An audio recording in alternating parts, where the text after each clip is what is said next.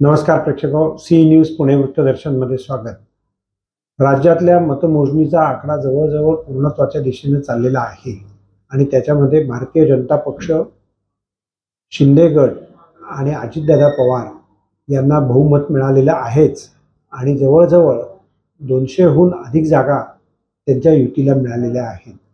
काही ठिकाणी 5000 पासून ते 85,000 पर्यंत त्यांचे उमेदवार विजयी झालेले आहेत।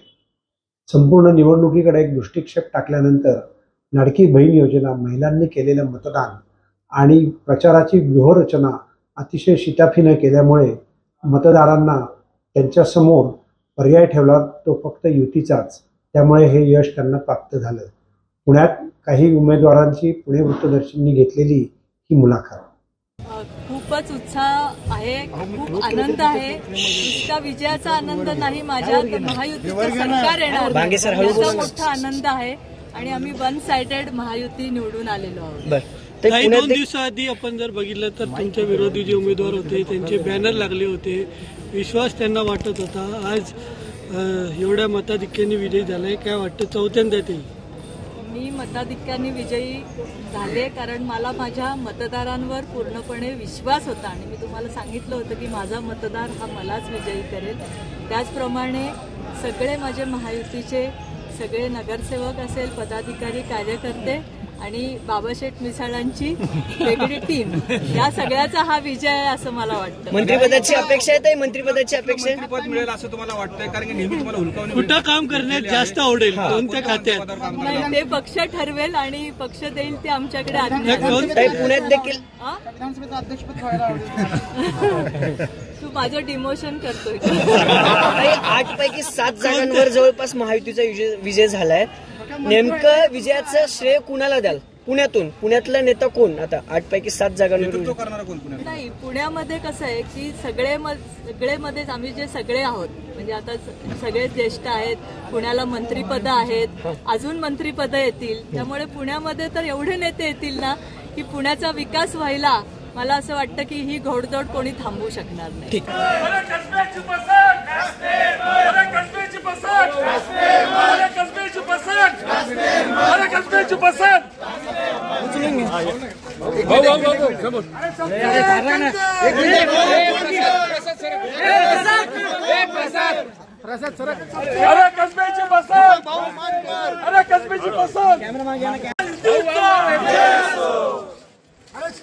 कस्बे की पसंद राष्ट्रमय, कस्बे की पसंद राष्ट्रमय। अरे होणार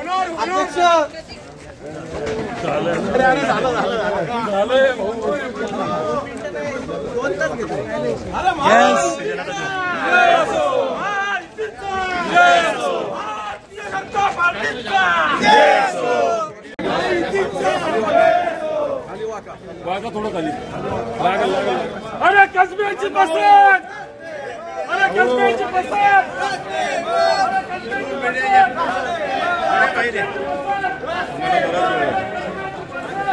नाही कॅमेरा नाही, मोबाईल नाही, शूटिंग नाही, आवडलं चला। शिवाजीनगर मतदारसंघाच्या सर्व नागरिकांचे अनुभव व्यक्त करायचे की भूतोना भविष्य असं मताधिक्य हे आज मिळालेलं आहे आणि महायुतीच्या बाजूने जो ऐतिहासिक कौल पुढे घेतो हा महाराष्ट्राच्या जनतेने दिला आहे।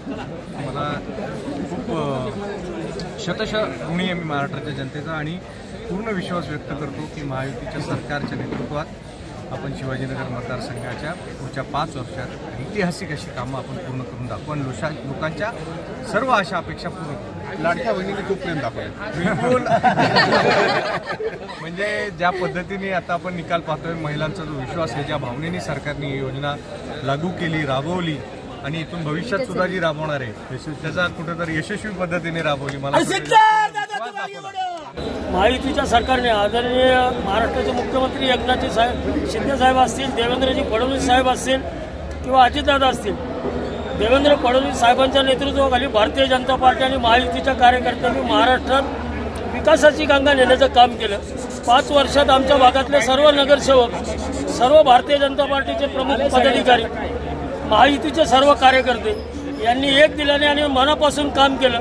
कार्यकर्त्यांच्या बळावर आणि केलेल्या विकासाच्या कामाच्या जोरावर हा आम्ही विजय खेचून आणलेला आहे। आणि दुसरं सांगायचं म्हणजे बागवेंना आम्ही सलग 4दा हरवतोय. मी 2दा आणि दिलीप भाऊनी 2दा.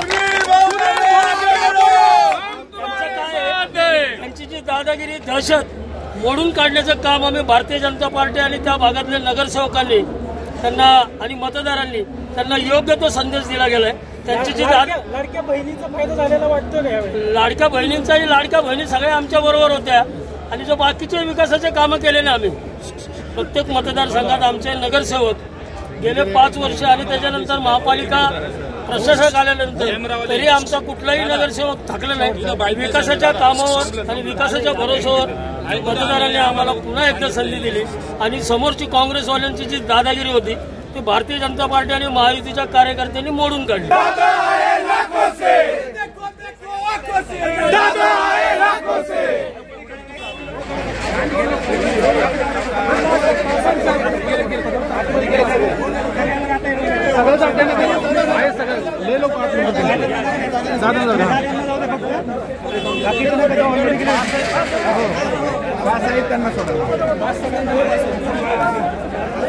लावून घ्या गेट लावून घ्या.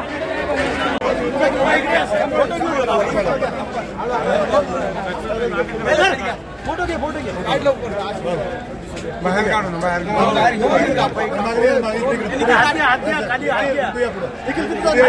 एक मिनिट मागे फोटोवर करा. हात खाली करा. बरोबर पाहिजे.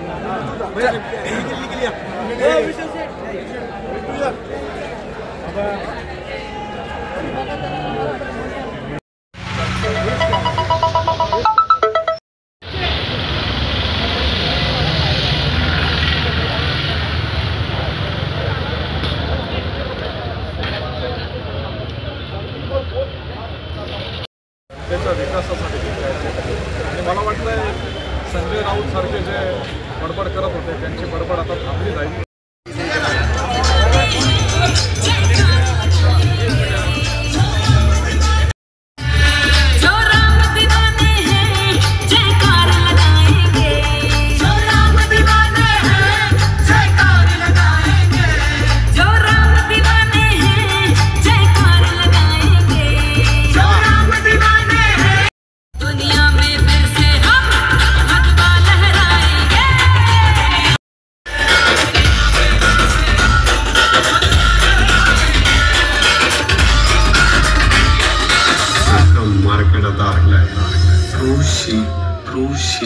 मंगेश भल्या भल्यांच्या झाल्या बत्त्या